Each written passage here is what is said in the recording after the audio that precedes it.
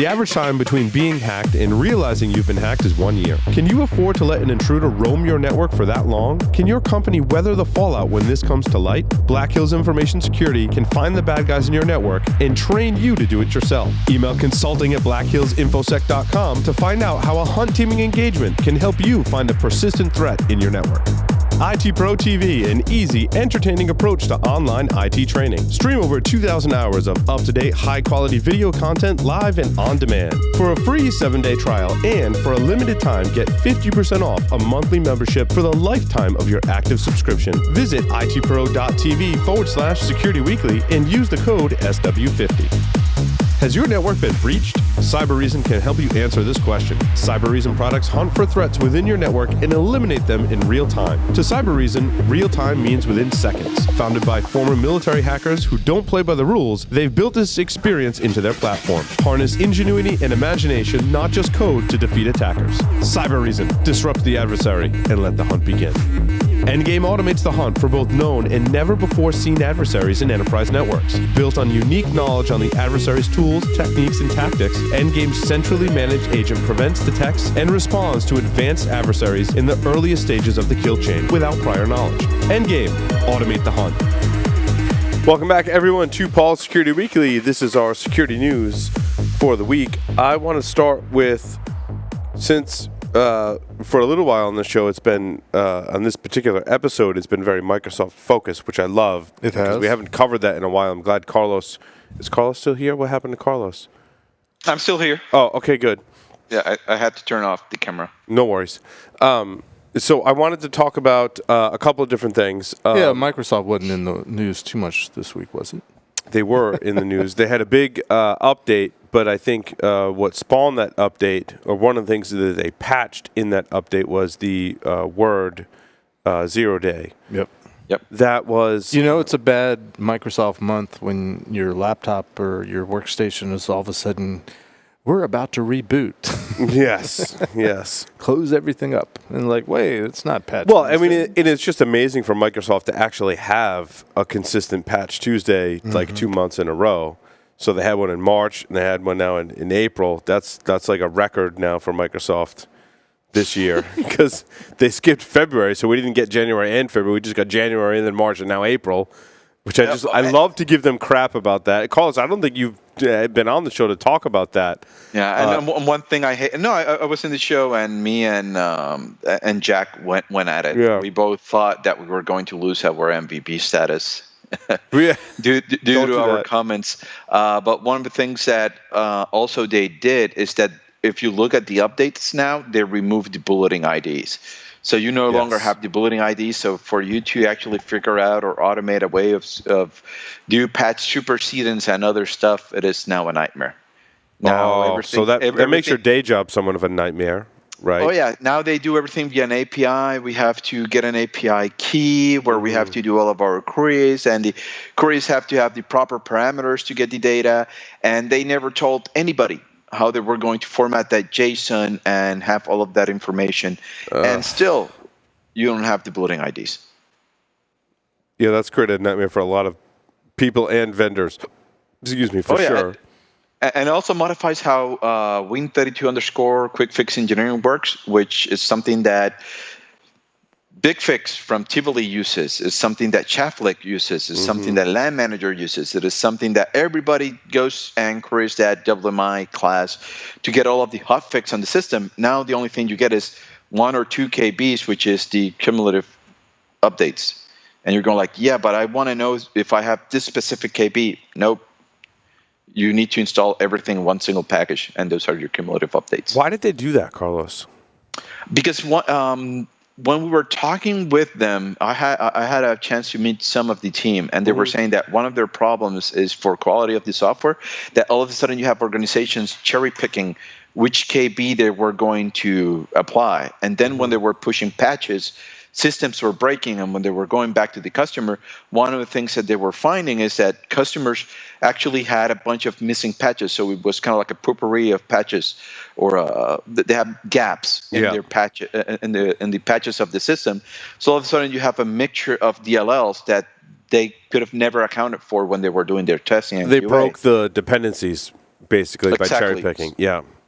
So what they wanted to do is to make sure that everybody is on the same code base, and everybody, so it makes their job easier to move at a faster pace, which is what they're doing. They're moving at a faster pace now.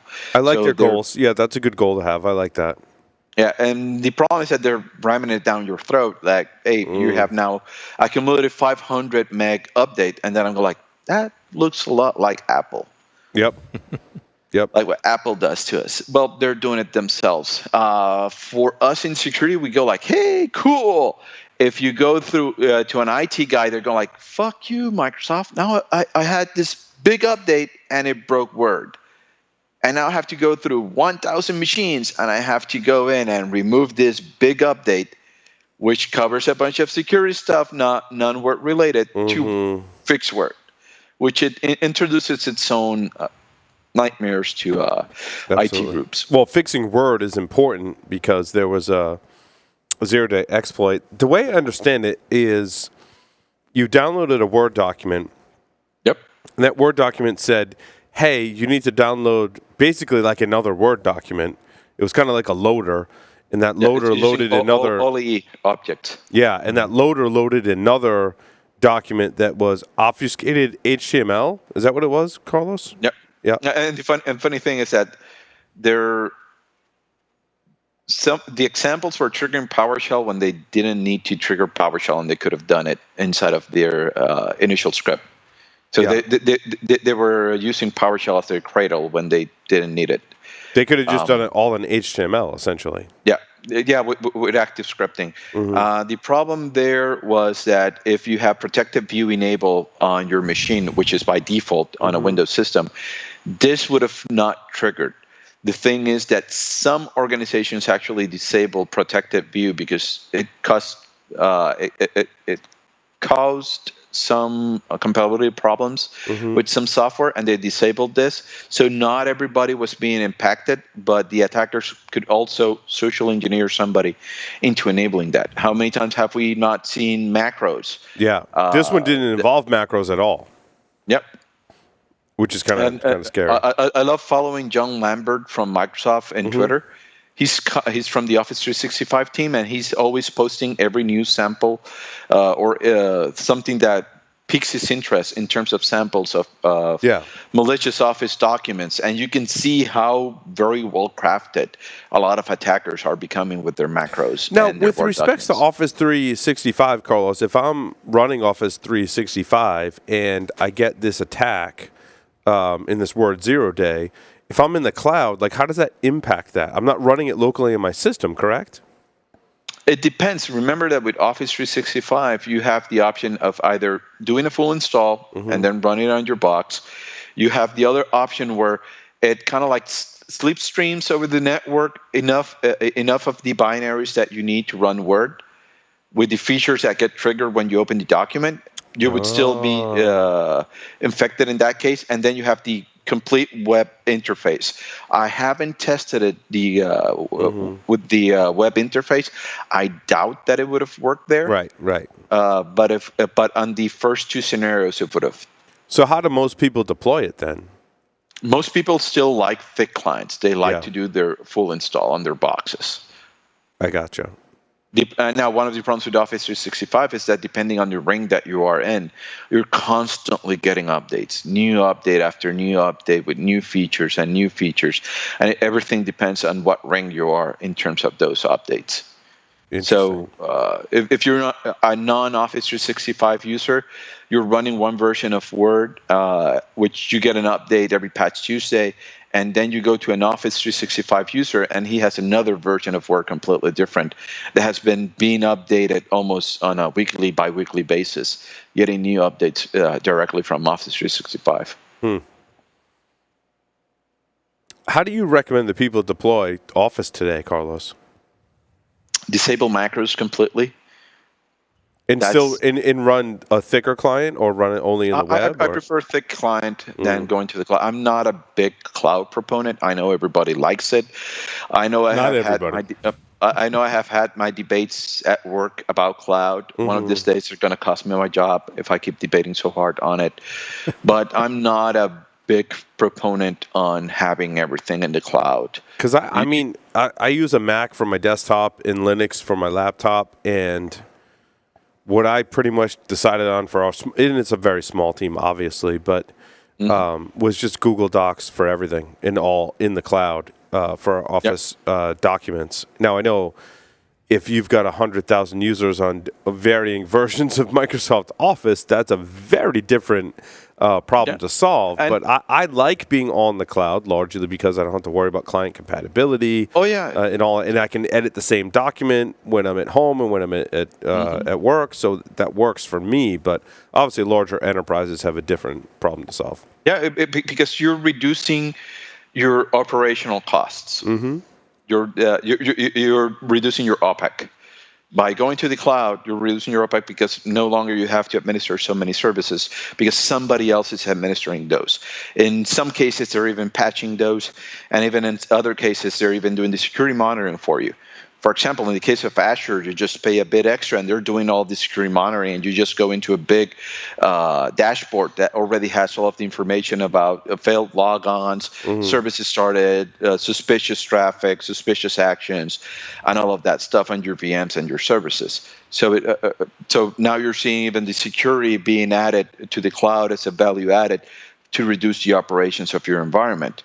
My recommendation is that it depends on the size of how you administer stuff and how trained you have your people. If you're still going thick clients because you need those features, I was just going to say, like features on the thick client versus features in the cloud, there's some major differences there. Oh, yeah. I still preferred having Word on my machine, and it's mainly because I'm preparing training material. I'm either preparing it for Securisme in Spain, where I do training for them in Spanish, or I'm doing training for DerbyCon, or I'm doing training for DoD. I get subcontracted from DoD to do training for them, and I need to prepare everything in Word, so I have it very nicely formatted so I can then print it out. I need to deliver all my stuff too. in PowerPoint. Excel, Sam, our operations manager, we're talking like the full fat client version of Excel has way more features than like Google's version of spreadsheets. Like it's just night and day. It's just night and day. Oh yeah, just try to insert a cover page with your table of contents and the options you have for table of contents inside of a Google Docs, and then to format all of this stuff. Sometimes I'll even end up with LibreOffice. For example, if you write a book for Nostarch does all of their book authoring inside of LibreOffice in ODT files. So your thick client's going to give you more. But in the case of Windows, of Microsoft itself with Office, the biggest attack surface so far for Office is macros. Microsoft have them lets you enable them by default, and they have included since Office 2013, 2016. They've given you GPOs for you to go in and disable them completely, where even the user cannot go and enable and click enable. Right. Why do people do not disable macros completely? I still don't know. I haven't been able to figure it out. And then because they're falling for very stupid attacks where you're running a macro. Macro can actually run VBA. VBA can actually import all of the libraries. So, for example, to do process injection. And attackers are so stupid that they still run their VBA code to run PowerShell. I'm going like, why the fuck? You can still you can inject your code straight into memory, right? And then you see PowerShell with web client downloading something. Like, well, VBA can do it. Can do that. Yeah. Why are you executing something else that is going to raise your footprint on the system for you to get detected? They're stupid enough to have macros. Why do you have to be stupid also and write shitty code to pwn them? So why are macros still available if they're that bad? Because you're going to find it in a lot of financial systems. They automated quite a bit of their stuff with macros. I remember when I worked at Hewlett-Packard in consulting, we ran on macros. Everything was a freaking Excel spreadsheet with macros that we have to run, enable, and do quite a bit of stuff. It's a powerful feature that gives you. It is, and it's convenient. It's a lot of business functionality actually that you can build inside of macros. So is there an alternative to macros? Yeah, you can actually use, if you're a Microsoft shop, you can use SharePoint. And SharePoint actually lets you accumulate that data, save it into a database. If you and almost every system out there actually lets you do web forms and save stuff to it. That's interesting because you're right, Carlos. Like macros let you basically emulate that database and web application functionality with right within Excel, and it was just convenient for people to do that, Jeff. So gotcha. Yeah, and one of the problems that when you go to find, for example, when my wife studied. She's an accountant. So when she went to the university and studied that, one of the things that she actually showed me when we were dating was that she actually had to learn how to write VBA macros. That was covered in college for them. So they can automate business processes inside of Office. And I'm like, really? You need to learn to program? And all of a sudden I was going, oh, that's so sexy, honey. That's awesome. And then she shows me a book about writing VBA and go like, let's have an episode on hot dates. I had a moment like that with technology and my wife as well, because she's an ultrasound tech, and we were talking about attenuation. She asked why my Netgear Arlo was like on the edge of the shelf in like in very visible way, and I'm like, you know what attenuation is? She's like, I deal with that every day. Like, go to hell with your attenuation. I'm like, hold on, wait. Like, you know the technical details behind attenuation? And she's like, yeah. I'm like, that's hot. Like, that's so hot. The fact that I didn't have to explain to her what that was, and then she instantly knew why the router was in that place and didn't question me after that because she knew what I was talking about. I'm like, that's really hot. Nice. Let's talk about sirens. Because you had that story in there. I talked about it in Hack Naked News. I caught some flack for that, actually. Really? Because we talked about it in that when the attackers basically made, I don't want to steal your thunder, but made all those sirens go off in Dallas, Texas, that we deemed it as kind of a fun prank. Right. Now, we expanded upon that, but... It was harmless, right? I think their intention was to be somewhat harmless. Right. So we labeled it as a fun prank, but then talked about how it, from a safety perspective, was the farthest thing from a fun prank. Right. And also talked about the flip side of that. We're like, hey, look, yeah, they got into those systems and they made all the alarms go off. It would have been so much worse if they made them such that they would have never turned on in the first place. That would have been way worse. Right. So we did talk about the safety aspects in Don Pizzette and I's defense. We talked about it as starting out as what we thought people would be perceiving it as the people doing the attacks like, oh, this is a fun prank. But as we know as hackers studying this industry for however long, that like the fun pranks have their negative consequences, and certainly that's bad. So I do agree with the comments that were posted about that segment. Like, yeah, like the attackers may have thought it was a fun prank. It's certainly not. Like, because even in their fun prank of making them all go off, they had to shut down the emergency warning system for a period of time. Yeah, because they didn't know how to turn. Well, and let's backtrack a second. Go ahead. So go ahead, the story is, was it last Saturday night, Friday night, Saturday night in Dallas? Somebody was able to hack their early warning alarm system and set off every siren in the whole Dallas for tornado. Is it tornado? Well, I think they call it early warning system. Yeah, but primarily for tornadoes. These days, it's primarily for tornadoes. Okay. But I'm guessing they're using the same sirens from. If you're old enough like me, they used to have sirens for. Impending nuclear attacks. Well, my mom talks back in the Cold War. Which is War. funny. My mom talks about that. Not to date you, Jeff, or say you're old enough to be I need to meet your mom. My mom actually says they would do drills where they got underneath the desk. It was like the Thursday. It was like the second or third Wednesday at 9 a.m. every month. The sirens would test, and Well, I'm a little bit younger. Elementary school, but we didn't have to do the drills. But the alarm, you were probably in high school or college at the time. No. But anyway, so somebody set off all the alarms, and it was like at 1 o'clock in the morning. So if you go and I actually heard about it. I was watching one of the news channels, and they did a segment on it, and they were showing all these YouTube videos of people, saying, "What that's going on?" And you hear all this noise in the background because they're going off in the middle of the night. Yeah. So I heard about Simple up. Nomad posted on Facebook an analysis. He had done some research on it, an analysis of what was happening. I was like, "Oh, what's going?" Then I saw all the news stories. Yeah, once I saw it, I started looking for it. So it was kind of an old school thing because it wasn't. It's not an internet based system. So somebody had to figure out. Some of the reports I saw was it was like a old phone hacking, phone phreaking. But then I read another one where it was radio frequency, and they figured out what signal to transmit. So the reports are that it was not internet connected. Not internet connected. It's Interesting. not an internet connect. So it wasn't an internet hack. So who's doing it? So it was kind of fun for me just because it was kind of old school hacking. It's like, oh, that's kind of cool. That brings me back to my younger days.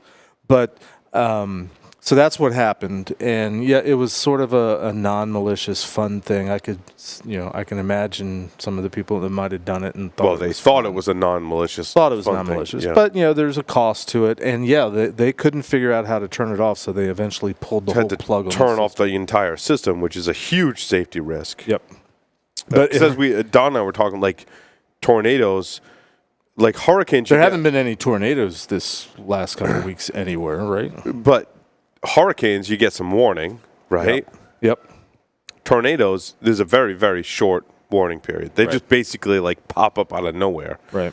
And so that's a very a public safety issue for sure. But it's funny, you were mentioning sort of the negative repercussions. I remember when I was in college, I was in my junior year, I moved into a brand new dorm, so it was high tech for the time. And they had they had an alarm system, and it was like a smoke alarm fire detection system, and that we had alarms inside, like on every hallway, and they were loud as crap. And it was the first year of the dorm, so people kept setting it off because every floor had like a lounge with a kitchen, and somebody set it off at like 3 a.m. because they wanted to reheat their pizza and put the cardboard box in the oven. And somebody else like put their contacts on the stove to boil them and let it burn dry and stuff. So we're constantly, it was like every month we were getting woken up by these blaringly loud alarms, usually 2 or 3 o'clock in the morning. So I had this brilliant idea of going and trying to take the thing off the wall, unscrew it, and figure out how it was working. And I figured out how to detach the sound, the siren, from the big flashing neon light that was going off. I said, oh, this is cool. I could do this in the whole dorm, and then everybody could get a good night's sleep. And I kept going around telling people, hey, I can do this. And I told my RA, and they're like, dude, what? And I'm like, okay, maybe it's not a good idea. So maybe I didn't tell my RA. So I went back to reattach the thing, and that's when the RA walked in and saw me, and I got in all sorts of trouble for it, tampering with the system. Well, yeah, because if you're sleeping in your dorm, you're not going to see the light, Jeff. That's true. Yeah. But that's the problem there. It seemed like a good idea at the time. Now they have smoke alarms like from Nest that send you alerts on your phone if there's a... Yeah, we didn't have those things back then. We didn't have those things back then. Yeah, we were hacking cable back in those days. Yeah, because nowadays everyone's on their phone. We had those electric typewriters from IBM. Yes. That was as high-tech, and we were stealing cable. That was the most we did. Gotcha. Anyway. So, yeah, what seems like a good idea, maybe it wasn't a good idea.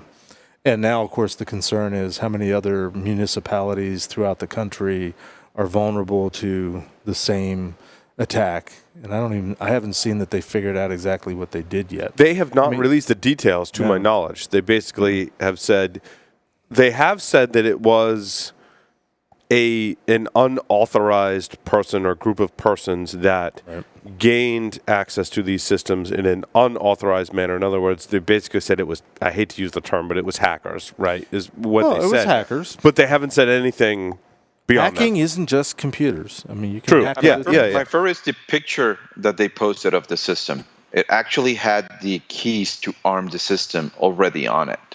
So the system has a lock. So you cannot trigger the alarm if you don't have the proper keys. But the way that they have it in a room that several people have access to, and the keys are on the system. Nice. So sorry, I'm distracted. The production what team are they? is, What are they broadcasting? production team is somehow They got bored with the discussion. They found some nefarious portions of YouTube. Anyway, what were we talking? I don't know. Something about boobs or sirens, one of the two. I'm not sure which. So, it was a radio frequency hack. They found the right frequency. They broadcast a signal, and it sort of related to another article you had up about the people that figured out how to capture signals on the mobile devices. Which article is that? Was that my story? Yeah, it's one of your stories. Phone hackers. The phone hackers, yeah. Steal pins. Yeah, steal pins because there's sensors built into your phone. Correct. Right. So they can tell where you press. In the old days, when there were landlines and there was telephones with push buttons and they emit a signal, it's called a DTMF. Help me out, Carlos. Yeah, it's like the 2600 Captain Crunch hack. Yeah, old phone freaking stuff. Oh, I read some report. It was interesting. I don't know what got me. Sometimes I get down these rat holes of like researching stuff, and someone was rabbit holes, not rat holes. Rabbit holes about that Captain Crunch wasn't the first one to figure out that the tone from the Captain Crunch whistle was the actual tone, that there were other people that had done it before him, that kind of thing. Yep. Well, when I was a kid, the only thing going through my head is MOD. When I was a kid, I had a book it was like a phone book that you could pick up the phone and you could play all sorts of different songs just by pushing the buttons. They'd figured out the tones and you could play songs, but they always warned you to. None of you guys know what this is. You either called the operator, or you called the weather, or you called the time. Because you basically were put into a recording, and then you could hit your buttons till your heart's content, and not accidentally make a dial anything. Call. Yeah. If you needed to dial 911 to, I don't think we had 911 back then. Was it? No, maybe you did. Maybe. Well, Paul, you and I are contemporary in age. I remember actually just going in with a long cable and alligator clips so I can connect to BBSs and not have the long distance charges. Who had the longer cable, you or Paul? Yeah. And I actually even remember making friends with the son of one of the telephone technicians. I started bringing over a bunch of manuals, and all of a sudden we were able to route long distance calls and stuff.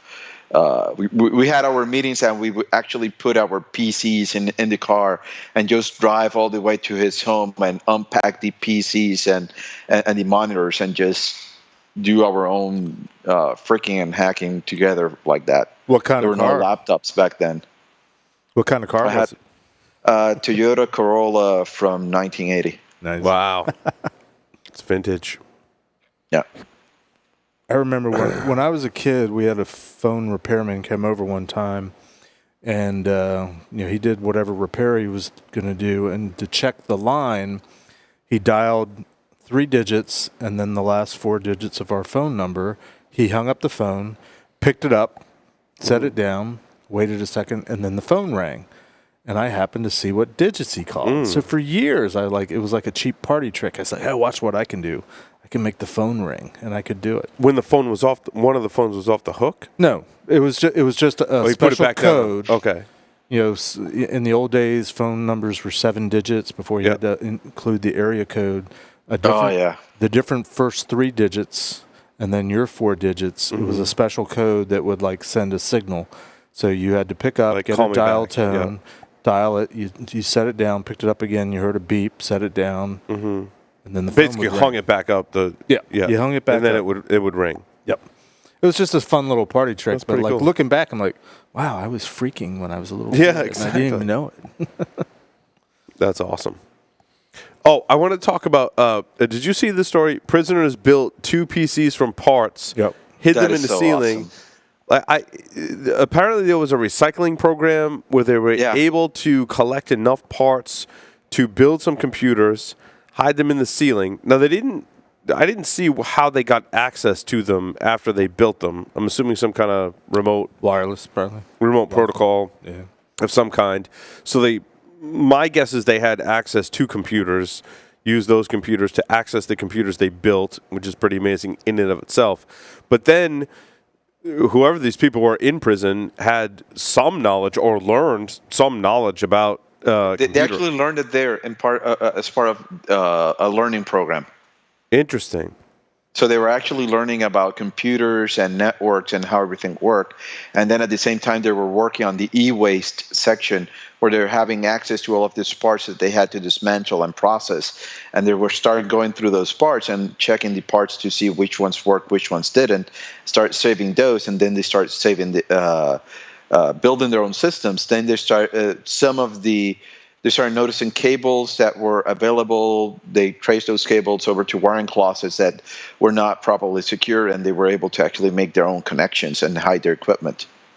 And then they installed hacking tools. I mean, they had like Hydra on them and like all these hacking tools and stuff, and started hacking into the other prison systems to do things like remove people's access, buy things with credit cards, and that kind of thing. They should get pardons. And they should get jobs because they've clearly rehabilitated themselves. I don't know about that, but well, the FBI won't take you if you have smoking weed. So yeah, but hacking is a different kind of thing. You can't get weed in prison, man. I don't know about that either, but yeah. I mean, there's a whole. I've seen comments where people are like, "Oh, like if you hack stuff and then get convicted of a crime." You don't really need to know anything, and just if you hack that one thing, and then all of a sudden you can get all these jobs and stuff like that. I'm like, yeah. Well, in the early days, there are some several like customers that were hacked. Well, especially universities, they hired the guys that hacked them to be their admins. Recently, not so much in the early days. In the early days, yeah. I think that they were the FBI at you. They were trying to blanket that people did that. Obviously, there's people who did that really don't have many skills, and there are people that have done that really do have skills, and you have to differentiate between the two. And I know people are quick to point out Mitnick, Mitnick is one of those people that really did have those skills, and know where to acquire more skills and build his skills. So he knew who to ask. Somewhere I still have the recordings of the voicemails he left for Tsutomu. Have you ever heard those? I don't know if I've ever heard those, no. Yeah, that's where he was making the kung fu voices. Yeah, he was doing kung fu, so... your kung fu's no good. Yeah. My kung fu's better. I know artist technique. I know send mail technique. And somebody's talking in the background. Boss, you're the best. I'll have to try to find them. We gotta find never heard them. What actually surprised me was the guy was actually running fiber and ATM between his Solaris boxes and his home. When Mitnick hacked him, the guy was actually so hardcore. I remember when I read the book, I was learning 4 systems and building ATM systems for the network, the ATM protocol for the systems instead of frame relay. ATM was used for 10 megabyte pipes. That was big back then. 10 megabit pipes were awesome, and 50 megabit pipes also. So they were using ATM, and when I read the book, he was actually running ATM in his house and fiber to each one of his systems, and he was running Solaris boxes. And I'm like, oh man, that's so awesome, so hardcore. I think Mitnick made the error of just pissing off the wrong guy. Yeah, and we've had Kevin on. I like Kevin. We've had him on the show. Oh yeah, we need to get him back for sure. Yeah, I'd like to. I have his cell phone. His actual cell phone or a cell phone number? Cell phone number. He texts me from time to time. Well, call him right now. Asking me Metasploit questions. Yes, yeah. Kevin had been known to ask me Nessa's questions when I worked for Tenable, so... it's funny how that works. Well, certainly he knows the right people to ask about certain things, too, and I think that's a quality of a good hacker, right? Like, know the right people to ask. You don't have to know everything. You just have to have sources. But you have to ask the right questions, too, and Kevin would always ask me the right and very intelligent questions, so definitely a lot of respect there, so...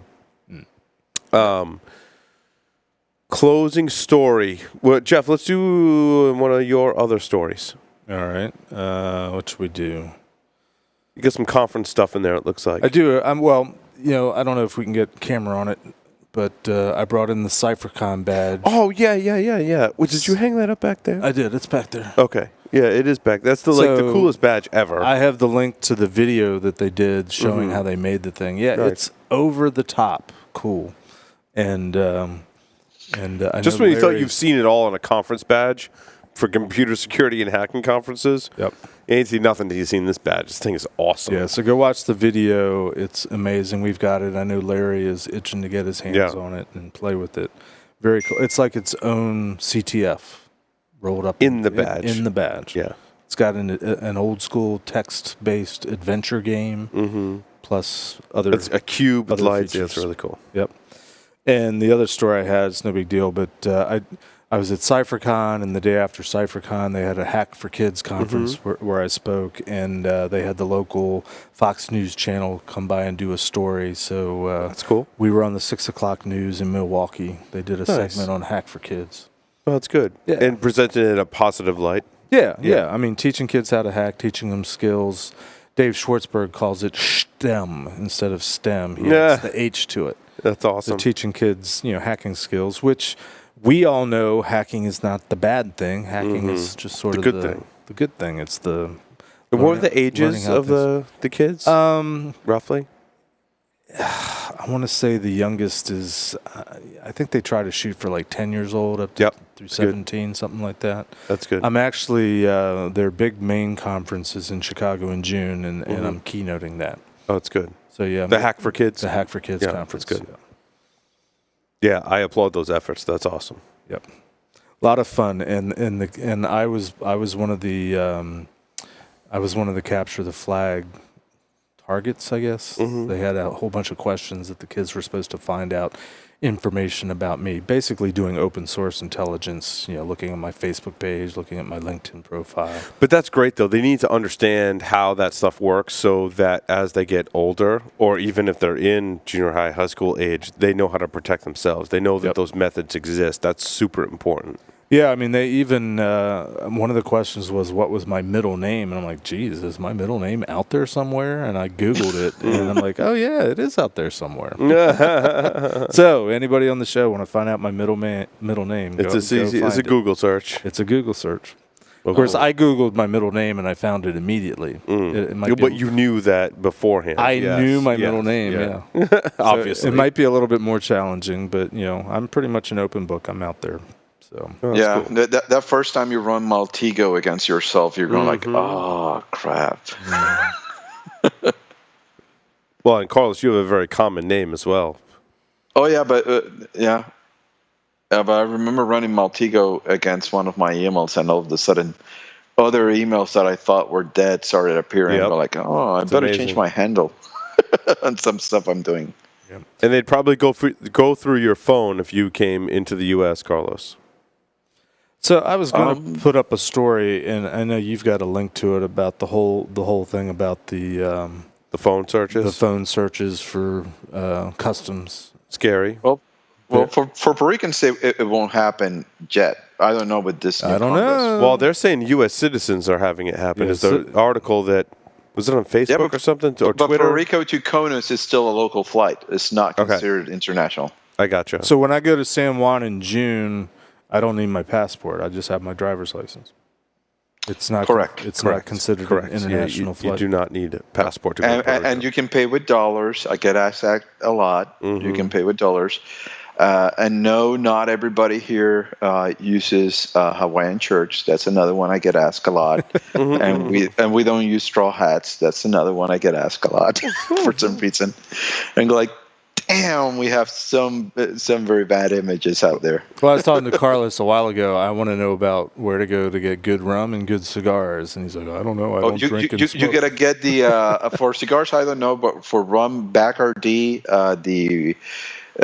the rum refinery actually has a tour. Oh, wait, Bacardi. Yeah. Bacardi's made in Puerto Rico? Yeah. Okay. So in English, it's Bacardi. Okay. Bacardi, yes. And how did you say? Yeah, we call it here Bacardi. And you can actually go. He rolls the tongue like we don't do. That's cool. You're always getting samples. Oh, nice. You want to try this new one? Oh, you want to try the one with lemon flavor? Oh, you want to try this one? Here's a sample. Here's another sample.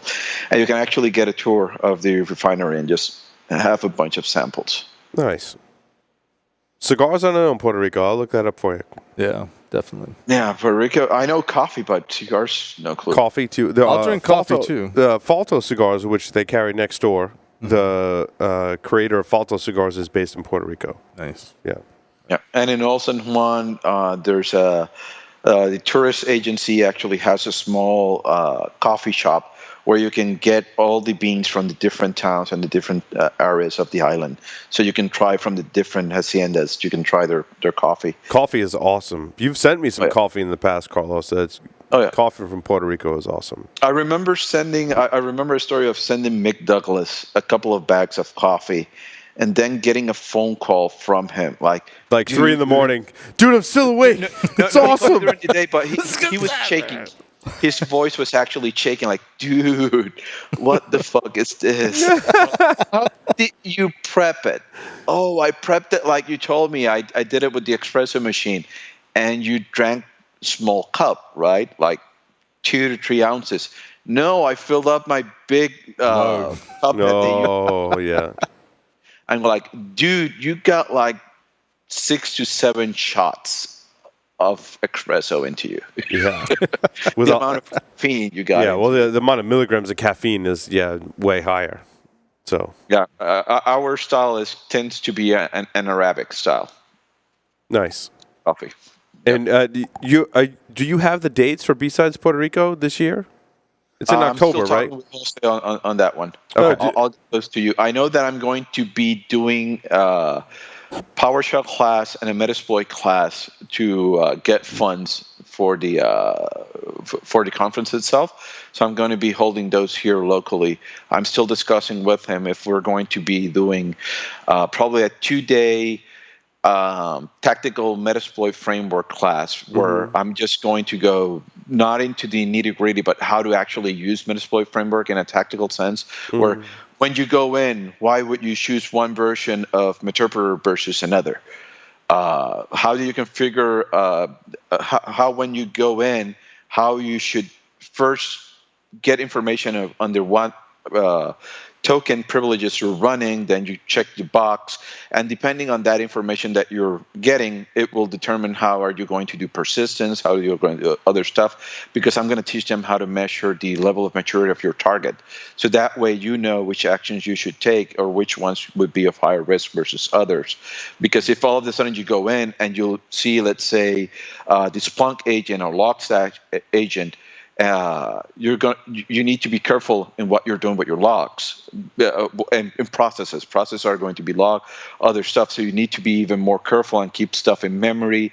Abuse WMI, which extensions of Meterpreter should you be using, and stuff like that, and how to build your own macros, how to encode those. So it's going to be not, here's a tool, here's how you use it. It's going to all of the thinking around how to use, how you actually deploy that tool in the real world is something I'm planning on doing to gather funds for the conference.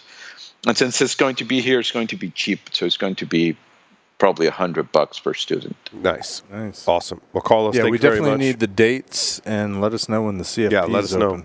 Carlos, thank you very much. Jeff, thank you very much. Thanks, everyone, for listening and watching this episode of Paul Security Weekly. Over and out.